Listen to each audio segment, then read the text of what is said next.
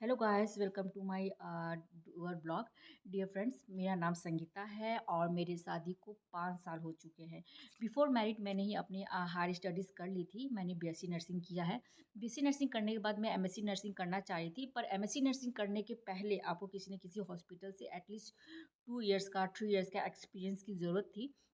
तो मैं वही कर रही थी, प्राइवेट सेक्टर से मैंने हॉस्पिटल भी जॉइन किया था, बट उसी दौरान मेरे घर से शादी का प्रेशर बनने लगा कि शादी कर लो। तो लड़की वालों से भी हमने बात कर लिया कि हम शादी के बाद एमएससी करूँगी, बट आफ्टर मैरिज मेरे हस्बैंड का मन था कि मैं किसी गवर्नमेंट नौकरी से अपनी सीटें निकालूँ, गवर्नमेंट से सिलेक्शन हो जाए मेरा कहीं। तो उसके लिए मैंने कोचिंग वगैरह भी किया, बट उससे कुछ खास फ़ायदा नहीं हुआ क्योंकि एग्ज़ाम देने के बाद मेरा कहीं सिलेक्शन ही नहीं हुआ। तो उसके बाद पढ़ाई रुक रही थी, चल रही थी, और आफ्टर मैरिज तो जानते ही आप, घर का प्रेशर होता है, परिवार होते हैं उसमें, फिर बच्चा हो गया, फिर उसके बाद से कोरोना का भी टाइम हो गया, तो मैं ले दे करके मैं पढ़ाई नहीं कर पाई और मेरा प्राइवेट सेक्टर से नौकरी भी छूट गया क्योंकि मैं शादी के पहले रिज़ाइन दे चुकी थी। तो उसके बाद मुझे मौका भी नहीं मिला कि मैं फिर से कहीं रीजॉइन कर लूँ, और सिलेक्शन भी मेरा नहीं हो पा रहा था। तो मैं एज अ हाउस वाइफ ही हूँ अभी। पढ़ाई मेरी ड्रॉप हो चुकी थी। तो अभी मैं कुछ समय पहले अपने हस्बैंड से और अपने परिवार से मैंने ये कहा कि मैं आगे पढ़ना चाह रही हूँ, तो उनका पूरा फुली समर्थन है मतलब। तो मैं अभी फिर से कोशिश कर रही हूँ कि मैं किसी एग्ज़ाम्स के लिए अपियर हूँ। 2-4 फॉर्म्स भी मैंने फिलअप किए हैं कि मैं एग्ज़ाम अपियर करूँ। तो अभी तो मेरा छोटा बच्चा भी है, काफ़ी मुश्किल हो रहा है ये सारा घर मैनेज करके, बच्चा मैनेज करके पढ़ाई करना, कंटिन्यू करना। बट मैं कोशिश कर रही हूँ और मैं पॉजिटिव थॉट्स लेकर के ही चल रही हूँ कि मेरा सिलेक्शन हो जाएगा। तो मैंने स्टार्टिंग कर दिया पढ़ाई के लिए।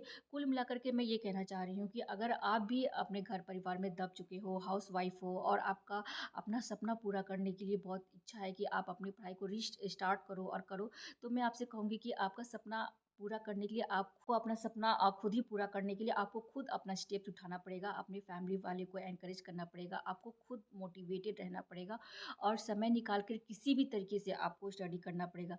बच्चे देखना, घरेलू काम करना, ये सारी चीज़ें हमेशा होती रहेंगी। जिनको नौकरी मिल जाती है उनके लिए भी ये चीज़ें एज़ यूजुअल होती ही रहती हैं। तो हम अपने सपने को क्यों दबा कर के रखें? हमें भी अपने आप को राइज़ करना चाहिए।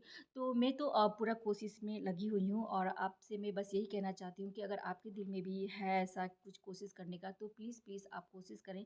अपने घर वालों को मनाएँ, और ज़्यादा नहीं, आप बस दिन के सिर्फ़ 2 आवर्स भी अगर आप दे देते हैं, तो ये मोर देन इनफ है आपको अपना सपना पूरा करने के लिए। रात को जब बच्चा सो जाए, तो आप उस समय उसके बाद भी आप पढ़ सकती हैं, ज़्यादा नहीं 2 घंटा। तो अगर आप पूरे होल 24 आवर्स में अगर आप 5 घंटा भी किसी भी तरह टाइम मैनेज करके दे देती हैं, तो आपको अपना सपना पूरा करने से कोई नहीं रोक सकता। और आपको दुखी होने की भी ज़रूरत नहीं है कि आपके पास कोई ऑप्शन नहीं है। आपके पास ऑप्शन है, आप उसे ढूँढिए और उसे कोशिश करिए कि आप उस चीज़ को यूटिलाइज़ करें। 4 घंटा, 5 घंटा का समय आप 24 आवर्स में निकाल सकती हैं, मैं भी मैनेज कर सकती हूँ। जब मेरे पास ये बच्चा है, मैं भी मैनेज कर पा रही हूँ, तो मुझे पूरा विश्वास है कि आप भी कर सकते हो। टायर्डनेस, थकान ये सब होती हैं, बट इसको आगे रख के आप अपने सपनों को पूरा करने के लिए आप ज़रूर कोशिश करें, और आई होप कि आप भी एक दिन ज़रूर सक्सेस होंगे। तो हालाँकि बच्चा अंडरस्टैंड करती हूँ, बच्चा लेकर के मैनेज करना, दिन भर में मुझे बिल्कुल वक़्त नहीं मिलता, मैं बिल्कुल नहीं कर सकती क्योंकि मेरे हस्बैंड ऑफ़िस चले जाते हैं, और मेरा बेटा चीकू बहुत परेशान करता है, बिल्कुल भी पढ़ने नहीं देता है। किताब खोलने पर किताब फाड़ देगा, या फिर उसकी भी बहुत क्यूरियोसिटी रहती है, किताब को गोज-पाज करते रहता है, लिखते रहता है, तो मुझे नहीं मिलता अल्टीमेटली पढ़ने के लिए।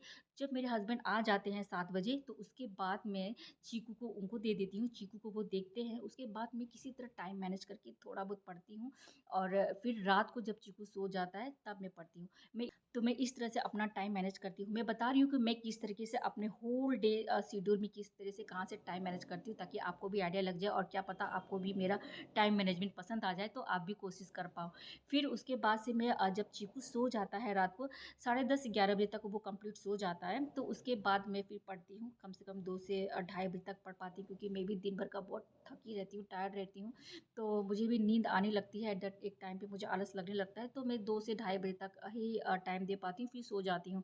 फिर उसके बाद सुबह चीकू उठ जाता है 9 बजे, तो उसके पहले ही मुझे कोशिश करना करती हूँ कि मैं एटलीस्ट 1 घंटा कर लूँ, क्योंकि हस्बैंड को भी ऑफ़िस जाना होता है, तो मुझे खाना बनाना होता है, घर का झाड़ू, बर्तन, ये सारा चीज़ तो मुझे करके चलना है। ये सब करके फिर मैं पहले प्रायोरिटी तो मुझे ना चाहते हुए भी घरेलू काम को ही देना पड़ता है क्योंकि अगर मैं पढ़ने में लग जाऊँगी तो फिर ये चीज़ नहीं हो पाती है। बच्चे भी हैं, हस्बैंड भी हो तो मैनेज करके चलना मुश्किल हो जाता है। तो मैं चाहती हूँ कि वहाँ से कोई कंप्लेंट ना हो, वहाँ से कोई टेंशन और प्रेशर ना हो काम का। इसके लिए मैं फटाफट उसी को मैं मैनेज कर देती हूँ, उसके बाद ही मैं अपने पढ़ती हूँ। लेकिन मैं जितना भी पढ़ती हूँ, जितना देर भी पढ़ने की कोशिश करती हूँ, वो इफ़ेक्टिव रहता है। तो आप भी ऐसा ही कोशिश करें कि आप आधा घंटा ही अगर आप समय दे पाती हो तो दें, लेकिन आप कंटिन्यूटी बना के रखिए कि आप हर दिन आप थोड़ा-थोड़ा क्वेश्चंस आप पढ़ रहे हैं, तो इससे आपका सपना ज़रूर पूरा होगा। अगर आपने डिग्री की रखी है और आप पढ़ी-लिखी हैं, तो आप ज़रूर एक दिन सक्सेसफुल होंगी। बस आप एक दिन मेहनत करिए और अपने स्टेप्स को आगे बढ़ाइए।